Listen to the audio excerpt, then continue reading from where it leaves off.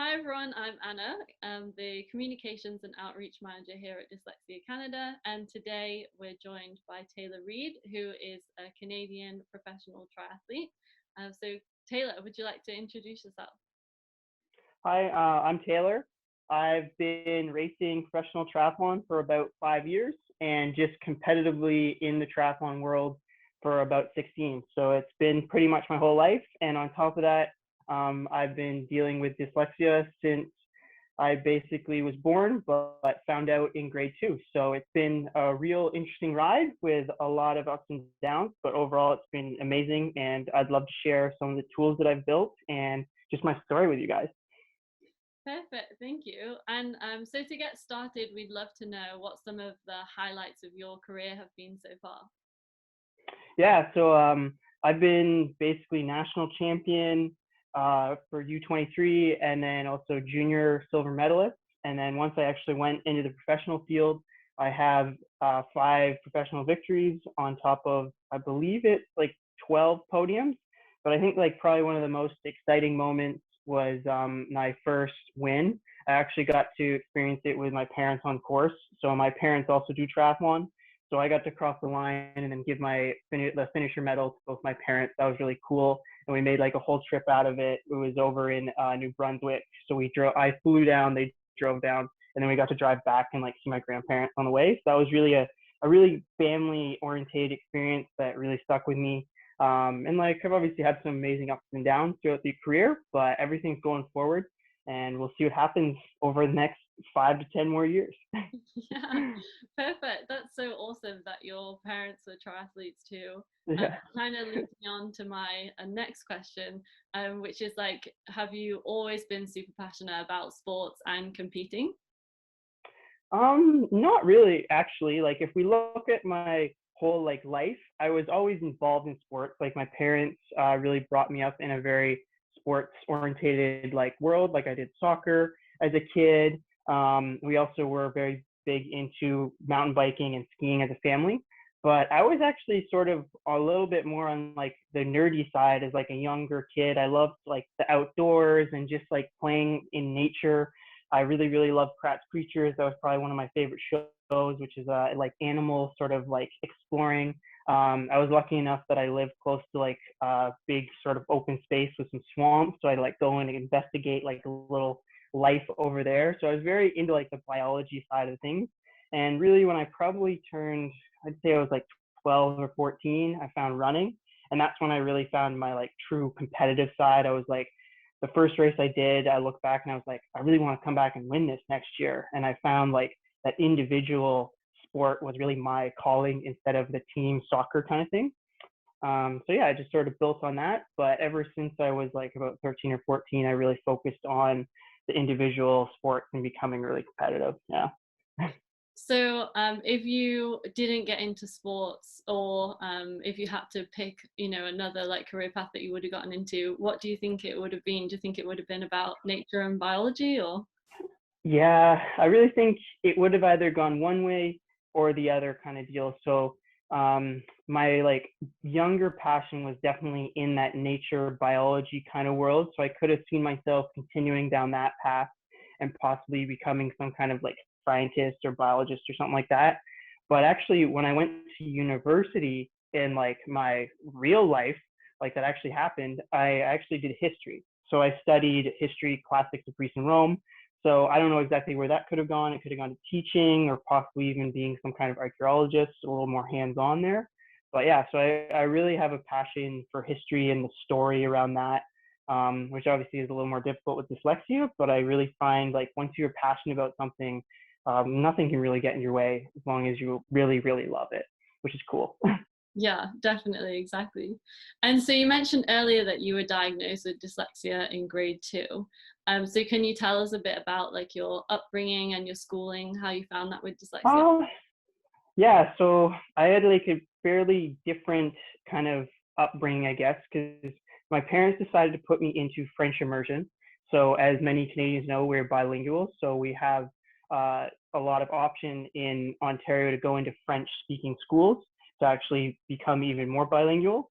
And I was lucky that a grade 2 teacher sort of spotted that I was really like drifting off, not getting any of the French, staring up at the ceiling, like just whatever. So they decided to get me tested, and it came out that I was dyslexic. So we moved me over to an English focused school. And yeah, slowly, like I was very lucky that I was diagnosed early on so that I could sort of develop the understanding.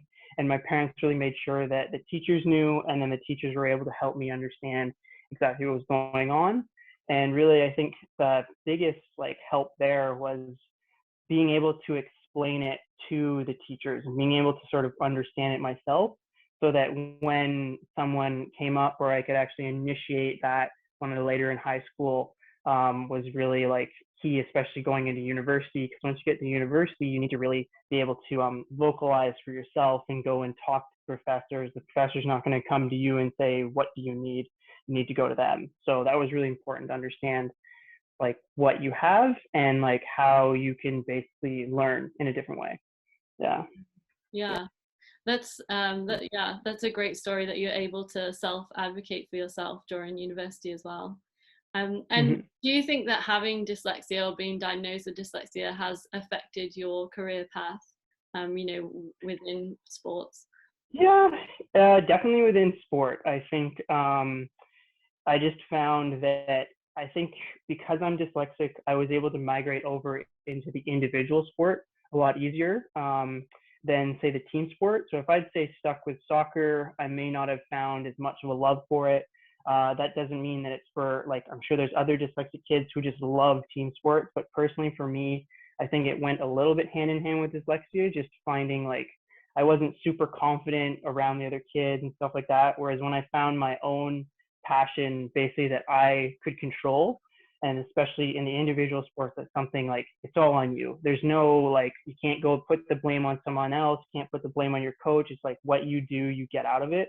So that was really, really nice. And that sort of like fed into the idea of like working hard, delayed gratification.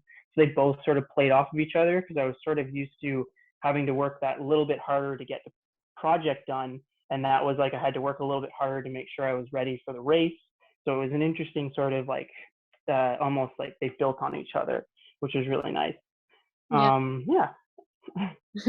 For sure. And did you use any strategies when you were growing up, or do you use any now to help you with your dyslexia? Um, the biggest one was making sure, especially in school, was getting the projects done a little earlier so that I could proofread it and then have someone, either your parents or a friend, proofread the actual essay. So that was huge. And then there's been some really, really helpful tools with the readbacks softwares have been amazing. So that obviously really, really helped. And yeah, just don't give up on yourself. There's lots of ways, and no one's going to be exactly the same, but there's definitely tools that you can find out there that'll really help. Yeah, for sure. And do like on that same path, I guess, like what would your advice be for other people that are on their dyslexia journey? I think like the most important thing is sort of finding who you are. Like it sounds a little bit like cliche, but I think especially for us, because we are a little bit like we've been given a label, you have to almost overcome that a little bit, which can be fairly difficult. But like I know when I went to high school, I really, really identified as a runner. Like I was the running kid. So everyone like knew me in the school. They're like, "Hey Taylor, how'd your race go?" kind of deal. And that really helped me develop my own like personality. I wasn't just the kid who's got dyslexia kind of deal. So that's like I think a very, very important thing. And it doesn't have to be sport. It can be in the arts. It can be in like science or something like that. But just finding something that all defines you outside of just dyslexia. And then like just knowing like you're gonna have some struggles, but there's always ways around it. So like if that means like sadly your buddy can finish the essay with 2 days to go and you have to actually spend 2 months of preparing it. Sadly, that's just the way it is. But as long as you know that, you can sort of build yourself around that. And you can still go out for the party or go out hang with your friends. But you just have to make sure you've built in enough time to actually get the project done or whatever.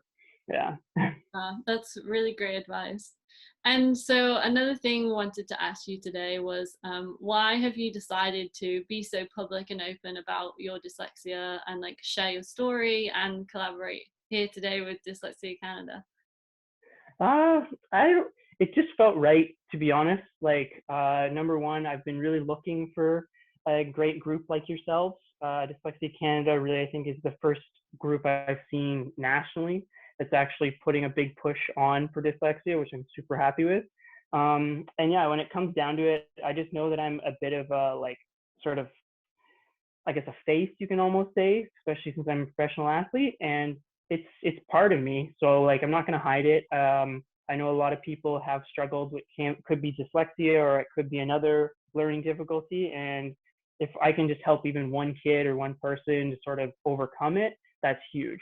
So, oops, we didn't lose you, did you? Sorry, the battery went a little low. No problem. All right, perfect. And I have some quick fire questions ready for you at the end before your battery dies. Yeah, before my battery dies. Sorry about that, guys.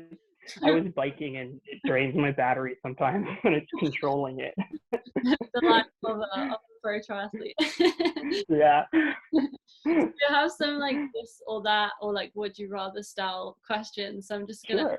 Yeah. fire them out at you and yeah, see which ones you pick. So the first one's like a bit obvious probably, but do you prefer like swimming, cycling, or running?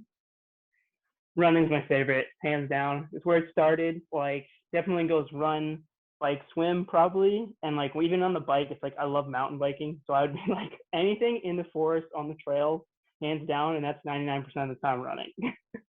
Yeah. So less keen on swimming. All right, and what about would you rather listen to audiobooks or read a physical book? That one's tough. Right now, personally, just reading. Like, I don't know what it is, but I just do love like sitting down and reading a good book. But there's nothing wrong with an audiobook. Like, that's actually probably the next step for like going for long rides and like going wherever. But yeah, I just, when I'm on the plane, I just grab my book and just read it, to be honest. That's really cool. Yeah, I didn't think you could, use a lot of your time training listening to audiobooks at Yeah, some it's mainly travel. Like when we've got 24-hour days of travel, we're like, okay, let's get a good book. point. And do you prefer gym workout or outdoor workouts? Outdoor, no question. And would you rather like handwrite everything or type everything? Probably type, I think. Just easier with spell check. I do make a lot of lists. Like I think that's another thing that people shouldn't shy away from is like lists, like making sure you schedule stuff. Like I've got like 2 day planners. Like whenever I'm on a call with someone, I make sure I write notes. Like just find those little tools that work for sure. Yeah, Yeah. I'm a big fan of lists as well, so I'm with you Yeah. there. And do you prefer like coaching or competing? I definitely like competing more. Like that's what I live for. That's what my passion is. Like just getting out there and like either going all out or whatever happens. Like just the thrill of racing is amazing. But definitely there's a little bit of me that loves to share my knowledge. Like there's a few younger athletes that I sort of mentor in my clubs. So that's been really, really awesome. Like actually one of them is dyslexic, so it's great to just sort of like talk to him and be like, this is sort of what I'm doing. But yeah, just sharing my knowledge with younger and older generation is awesome. Yeah. That's so cool. And do you prefer movies or TV shows? Oh, that's hard. I want to say TV shows because they end up just being giant movies. Especially with Netflix, where you can just watch Yeah, another. exactly. With Netflix, like one movie, I'm like, that's only 2 hours. It's like a TV show that's like 10. And would you rather do your workout in the morning or evening? I'm usually an evening kind of guy. Like a lot of our races happen at like the start of the day, like 6:50, which I'm not exactly the most on board with. Some of them start later, but yeah, usually if I usually start my training probably around 9 to 10 o'clock, and then usually end at 5 or 6. Yeah, so more in the evening. The harder stuff happens later on. Yeah, got to get at least 3 coffees in. Perfect. And with books, so like going back to reading, do you prefer fiction or non-fiction? I like fiction. Like I'm a huge fan like of Lord of the Rings, so I like gravitate a lot towards the fantasy. And then I've actually like just a little side bit of me, but like I really like Warhammer, which is like Warhammer 40,000, which is basically you paint little miniatures. So again, that's like really hands on. Gives me a little like side bit, but then there's a whole world there. So I just love anything with a real big world that I can get like immersed into. So Tolkien's huge there too. Okay, that's really cool. Yeah, like one of your hobbies. Yeah, exactly. And would you rather compete in the winter or the summer? Summer. Yeah, it's not cold. And to be honest, if I compete in the winter, I just go somewhere warm. Yeah. And like bit of a random one, but would you rather enter a spelling bee or a math contest? Probably math. I don't think I'd be great at either of them nowadays, but math. And my final one is, do you prefer spending time on Twitter or Instagram? Yeah, Instagram. Yeah, that's where I hang out for sure. I've just started entering TikTok, so that's a new territory, but pretty cool. But yeah, Oh my Instagram's my go-to. Yeah, there's too many. So that kind of leads me on to for the viewers like watching this video, where are they able to find you on social media and your like website to learn more about you? Yeah, yeah. So if you guys want to follow me, the Instagram and Twitter are both the same. So it's at TC_Reid, REID. And then I think my TikTok is like Taylor Reid_try or something like that. But yeah, so you can follow along there, or you can check out my website at taylor-reid.com. Yeah, and if you guys feel free, like if you want to message me, if you have any questions, we can also add like my email or something probably in the link here, or you can reach out to me on Facebook or Instagram, and I'd love to like answer some questions or just get in touch with you. Like try dyslexia, anything. Feel free to fire it away. Yeah. Perfect. Well, thank you so much for your time today, Taylor.